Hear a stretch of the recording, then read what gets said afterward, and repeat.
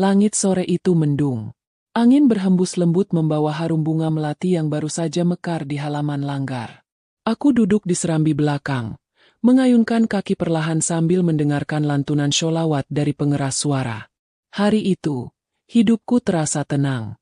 Tak ada tanda-tanda bahwa hidupku akan berubah drastis hanya karena satu pertemuan. Namaku Laras. Aku bukan santriwati, bukan pula anak dari keluarga terpandang. Ayahku seorang penjual beras di pasar, ibuku buruh cuci. Tapi aku tumbuh dengan ajaran akhlak, dan ibuku selalu berkata, "Nak, kelak suamimu adalah cerminan doa-doa panjang yang kamu panjatkan di sepertiga malam." Dan mungkin, itulah kenapa aku mengira Mas Fahrul adalah jawaban dari doa-doa itu. Dia datang malam Jumat itu, bersama rombongan santri dari pondok sebelah, mengenakan baju koko putih bersih dan sorban yang dililit rapi di pundaknya. Senyumnya sopan, pandangannya teduh, dan tutur katanya lemah lembut seperti embun pagi. Waktu itu, aku sedang membagikan teh hangat dan kue cucur di dapur belakang.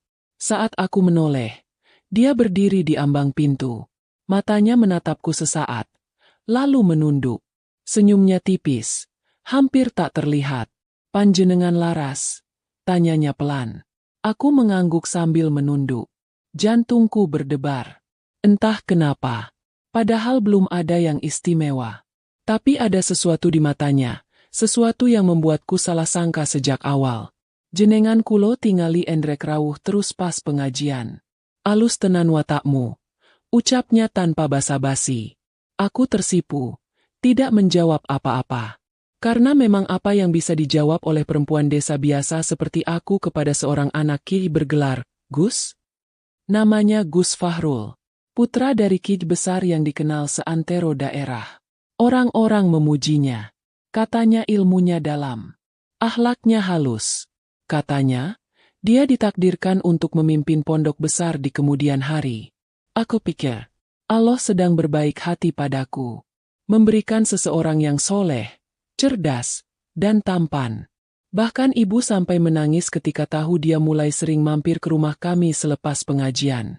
"Masya Allah, Gus niku ngajeni tenan. Kulo wes lego nek sampean dijodohke karo wong alim kaya ngoten," ujar ibuku sambil memelukku malam itu. Dan begitulah semuanya dimulai. Semudah itu. Semanis itu. Tapi manis kadang menipu. Seminggu setelah pertemuan itu, ia datang dengan membawa buah tangan, sebungkus tape ketan dari pasar Pahing, dan buku tafsir tebal bersampul hijau tua. Ia bilang buku itu hadiah untukku, supaya aku mulai belajar memahami isi kitab, bukan hanya membacanya. Lagi-lagi, aku terdiam. Dan lagi-lagi, aku salah sangka. Ia mulai datang lebih sering. Kadang bersama teman-teman santri, kadang sendirian. Duduk sopan di ruang tamu, mengobrol dengan bapak, sesekali melirik ke arah dapur tempatku menggoreng tempe. Tatapannya lembut, dan kata-katanya selalu terdengar bijak. "Perempuan itu ladang pahala, bukan ladang luka. Maka laki-laki harus jadi petani yang sabar," katanya suatu malam. Aku hafal betul kalimat itu. Karena sejak malam itu, aku mulai membayangkan menjadi ladang yang dia rawat dengan cinta dan doa. Bulan berikutnya, keluarganya datang. Tak banyak bicara. Langsung membawa siraman niat baik. Lamaran. Aku masih ingat detik-detiknya. Ibuku gemetar saat menyambut keluarga besar Gus Fahrul di beranda rumah. Bapak nyaris tak berkedip sepanjang acara. Dan aku hanya bisa menunduk, menahan tangis haru. Satu persatu seserahan dibuka. Ada mukena bordir halus, seperangkat alat salat, dan sebuah Al-Quran bertuliskan namaku di sampulnya. Semua terasa seperti mimpi. Bahkan tetangga-tetangga berbisik kagum. "Wah, Laras beruntung sekali. Dapat Gus, calon kiai besar." Aku hanya bisa tersenyum. Meski di hati ada bisik kecil yang berkata, "Jangan terlalu percaya pada manusia, Laras. Doa-doa bisa dikabulkan, tapi kadang bentuknya ujian, bukan hadiah." Tapi waktu itu, aku menepis bisikan itu. Karena siapa sih yang tega meragukan lelaki sebaik Gus Fahrul? Ternyata aku harus belajar dari bisik kecil yang aku abaikan itu. Karena setelah akad semua berubah. Sorban itu tetap melilit di bahunya. Tapi sikapnya perlahan tak lagi membalutku dengan kelembutan. Pagi itu, angin membawa harum bunga melati yang sama. Tapi rasanya berbeda. Hari itu adalah hari akadku. Hari yang selama ini selalu kubayangkan penuh senyum dan tawa. Hari ketika aku resmi menjadi istri dari lelaki yang kupanggil, Mas Gus, dengan penuh rasa hormat.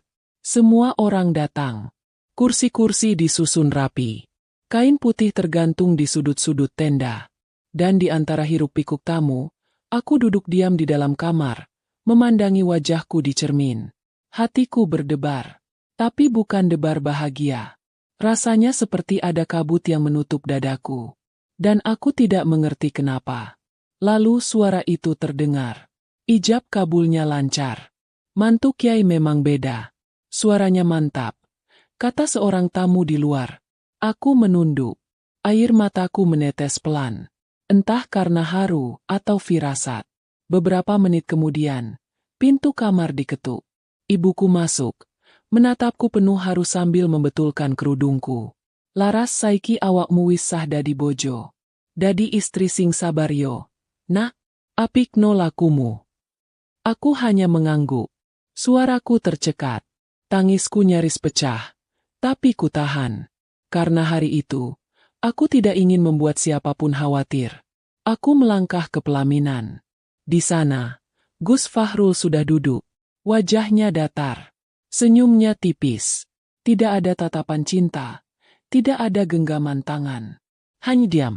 Seperti dua orang asing yang disatukan bukan karena cinta, tapi karena nama besar di belakangnya. Sepanjang acara, ia jarang menatapku. Bahkan saat kamera meminta kami berpose saling berpandangan, ia hanya melirik sejenak, lalu kembali menunduk. Aku mencoba mencari alasan. Mungkin malu. Mungkin lelah. Tapi malamnya aku tahu, bukan itu masalahnya. Malam pertama kami, bukan malam yang hangat. Tidak ada pelukan. Tidak ada doa bersama. Hanya sunyi. Ia duduk di tepi ranjang, membuka kitab kecil yang dibawanya, lalu membaca dalam diam. Aku duduk di sisi lain, menatapnya dari balik mukena. Menunggu. Tapi ia tidak menoleh. Tidak berbicara.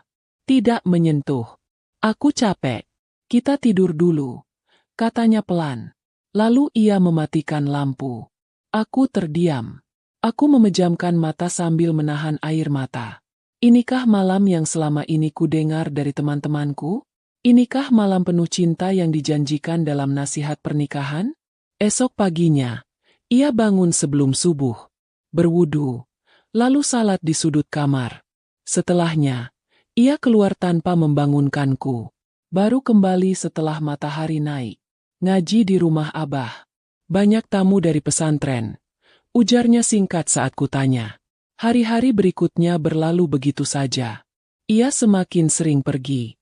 Kadang subuh, kadang sebelum aku bangun. Dan pulangnya? Selalu malam. Kadang tengah malam. Kadang menjelang fajar. Aku mencoba bersabar. Aku kirimi pesan. Aku siapkan teh dan makanan kesukaannya. Tapi semua itu hanya berbalas dengan satu kata. Atau bahkan tidak dibalas sama sekali. Dan mulai dari situ, retak-retak kecil di hatiku mulai muncul. Suatu malam, saat aku memberanikan diri bertanya, ia hanya menoleh sebentar, lalu berkata, "Kamu jangan terlalu nuntut. Aku ini sibuk dakwah. Istriku harus ngerti itu." Aku diam, karena aku memang tidak bisa berkata apa-apa. Tapi malam-malam sepi itu terus menyiksaku. Aku mulai mendengar bisik-bisik dari tetangga. Tentang Gus Fahrul yang sering terlihat di warung kopi dengan perempuan yang bukan muhrim. Tentang mobil yang sering berhenti di ujung gang. Tempat ia turun bersama perempuan yang tertawa keras. Aku tidak ingin percaya. Aku memilih bungkam. Karena aku masih percaya bahwa seorang Gus tidak akan menjatuhkan martabatnya sendiri. Hingga pada suatu malam, semuanya berubah. Ia pulang lebih larut dari biasanya. Wajahnya bau parfum perempuan. Baju koko putihnya kusut. Dan saat kutanya dengan hati-hati, Ia hanya tertawa. Kamu itu jangan ikut-ikutan jadi polisi moral. Urusi saja dapur sama sumur. Masalah luar bukan urusanmu. Untuk pertama kalinya, suaranya tinggi, tatapannya tajam. Seolah, aku ini bukan istrinya, tapi pembantu yang kebetulan sah secara agama. Aku masuk kamar, mengunci pintu, lalu menangis dalam diam.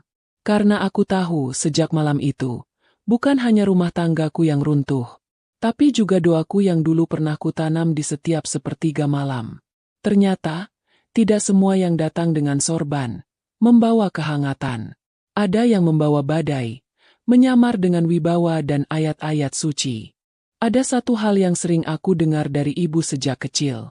Wong alim nek wis tumindak lek. Racune luwih pahit ketimbang wong biasa. Mergo wong bodoh nek salah, ieso direwangi bener. Tapi nek wong pinter sing gawe dosa, dia ieso gawe alesan saka ayat. Dan kalimat itu, pelan-pelan menjadi nyata dalam hidupku. Hari-hari berlalu, dan aku mulai kehilangan arah. Aku menjadi istri yang seperti bayangan. Ada, tapi tak pernah diajak bicara. Hidup, tapi tak pernah dianggap. Bahkan keberadaanku hanya terasa saat ada tamu dari pondok yang datang ke rumah. Saat itu, aku harus tersenyum, menyambut tamu, membuatkan teh, menata meja makan. Dan setiap kali ada yang bertanya, "Gimana rasanya jadi istri Gus?" Aku hanya menjawab dengan senyum yang kubentuk setengah paksa. Padahal, batinku sudah retak sejak lama. Aku mulai merasa suamiku bukan hanya menjauh, tapi menyimpan sesuatu. Sampai pada suatu malam, setelah ia tertidur karena kelelahan dari perjalanan dakwah katanya, aku memberanikan diri membuka ponselnya yang tertinggal di ruang tamu. Jantungku berdetak tak karuan. Bukan karena takut ketahuan, tapi karena aku takut dugaanku benar. Dan benar saja. Puluhan pesan masuk dari nomor yang tidak kusimpan. Perempuan-perempuan yang menyapanya dengan panggilan manja. Beberapa menyebutnya, "Mas Gus sayang." Ada yang mengirim foto selfie, ada yang mengirim pesan rindu. Jari-jariku gemetar. Mataku berkaca-kaca. Aku buka satu persatu. Ada satu pesan yang membuatku hampir terjatuh. "Kapan kita nginep bareng lagi, Mas?" Yang kemarin itu bikin aku susah lupa. Hatiku seperti dihantam palu besar. Napasku sesak. Seolah semua oksigen di rumah ini lenyap begitu saja. Aku tidak percaya. Tidak ingin percaya. Tapi bukti itu terlalu jelas. Terlalu gamblang untuk diabaikan. Dan saat aku beranikan diri menegurnya keesokan harinya, ia justru tersenyum dingin. "Sampean jangan lebay. Perempuan itu godaan setan. Aku cuma nguji iman. Gak semua harus kamu besar-besarkan." Aku tidak menjawab. Karena aku tahu, percuma. Karena semua yang kulontarkan akan dibalas dengan dalil dan pembelaan. Ia memutarbalikkan logika. Seolah akulah yang kurang iman karena mencurigai suami sendiri. Dan malam itu, untuk pertama kalinya, aku mendengar dengan telinga sendiri bagaimana dia memanggil perempuan lain lewat telepon, dengan suara lembut yang selama ini tak pernah kudengar lagi darinya. "Sayang, aku kangen, jangan tidur dulu. Bacakan aku ayat itu kayak kemarin, enak banget denger dari mulutmu." Aku berdiri di balik pintu, mendengar semuanya. Tanganku mengepal. Tapi bukan karena marah, melainkan karena rasa sakit yang sudah tak bisa ditampung lagi. Jiwaku ditikam, bukan oleh kata-kata kasar, tapi oleh kelembutan palsu yang ia tujukan untuk orang lain, bukan untuk istrinya sendiri. Hari-hari setelah itu, aku tak lagi bicara, tak lagi bertanya, karena aku tahu, aku sedang hidup dengan lelaki yang lihai memainkan peran. Di depan orang-orang, ia adalah Gus Fahrul, lelaki lembut, anak kiai, penceramah ulung. Tapi di balik pintu rumah dia bukan siapa-siapa, bukan pemimpin, bukan pelindung, bahkan bukan suami. Aku mulai membaca ulang semua pesan-pesannya, semua ucapannya di awal pernikahan. Semuanya hanya manis di permukaan. Di dalamnya, pahit seperti racun. Bahkan saat aku mencoba merayu untuk sekadar mengobrol berdua, Ia menjauh. Kamu itu istri. Diam itu ibadah. Banyak omong bisa jadi fitnah. Fitnah. Itulah kata favoritnya. Semua kegelisahanku disebut fitnah. Semua air mataku dianggap dosa karena mempertanyakan kebiasaan suami. Lalu apa gunanya aku menjadi istri? Jika semua keluh kesahku hanya jadi bahan ejekan? Satu malam, aku mendengar suara motor berhenti di depan rumah. Sudah lewat tengah malam. Aku mengintip dari jendela. Seorang perempuan turun dari boncengan motor Gus Fahrul. Pakaiannya ketat. Wajahnya masih penuh make up. Aku tak sanggup melihat lebih lama. Aku masuk kamar. Menggenggam sajadah. Dan sujud. Bukan meminta agar rumah tangga ini diselamatkan. Tapi meminta agar hatiku tidak mati saat menerima kenyataan.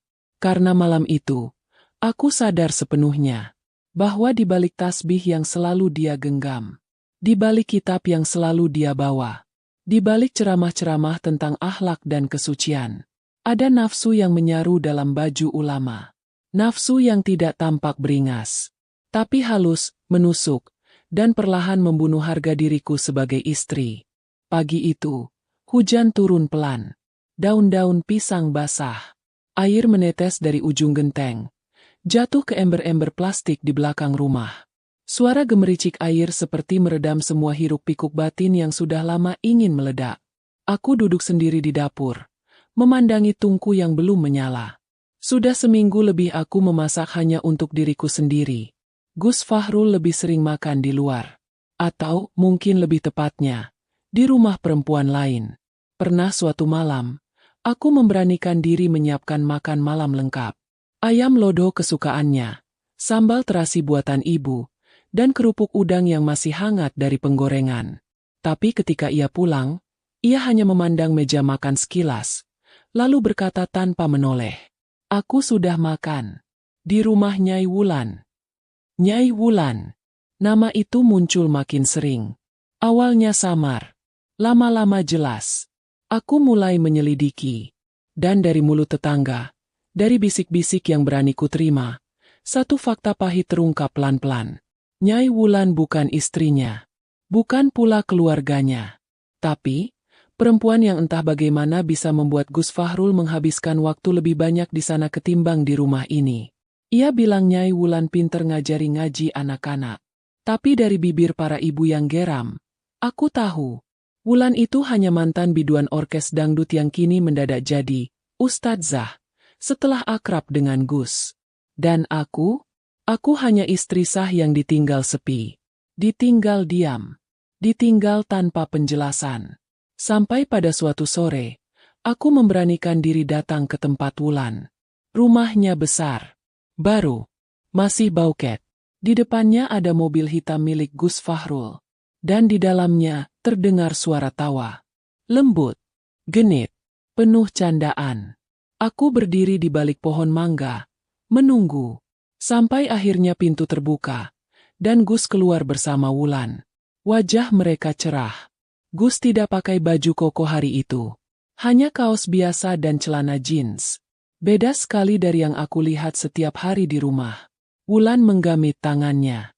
Dan Gus tidak menolak. Darahku mendidih. Tapi aku tidak bisa apa-apa. Karena ketika aku cerita ke keluarganya, aku justru disalahkan. Laras, kamu harus ngerti. Gus itu dakwahnya luas. Kadang harus dekat dengan perempuan supaya bisa membimbing mereka.